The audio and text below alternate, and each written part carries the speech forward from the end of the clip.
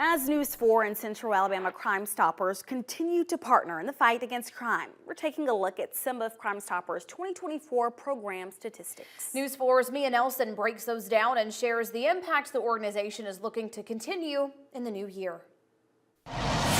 Central Alabama CrimeStoppers is reflecting on their outreach. We saw our tips go from telephone calls to people actually using the app, and we're hoping that'll continue to increase because we actually went to a text a tip option also. In 2024, Central Alabama CrimeStoppers received nearly 1,500 anonymous tips. Executive Director Tony Garrett says this is an increase from their average of about 1,200 tips a year. We're seeing the impact that our program is having, and that's a good thing because we're showing that the public is tired.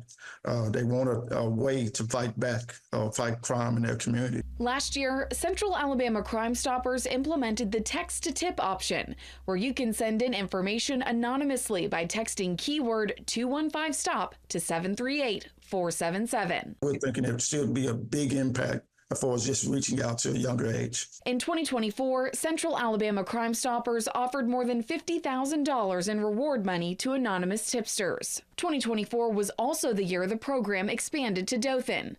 CrimeStoppers gave out a $1,000 reward for information that helped Dothan police in 2 murder cases. Criminals have no boundaries. The more agencies that we have relationships with, the better that we can share information with other agencies. And Garrett says they are looking at expanding to more agencies in the state. Since its inception in 1997, Central Alabama CrimeStoppers has received thousands of anonymous tips and offered hundreds of thousands of dollars in reward money. And CrimeStoppers is determined to continue the mission to stop, solve, and prevent crime. We are constantly looking at new ways and looking for new resources that we can provide to the public to try to make their community safer. CrimeStoppers and News 4, putting bad guys behind bars.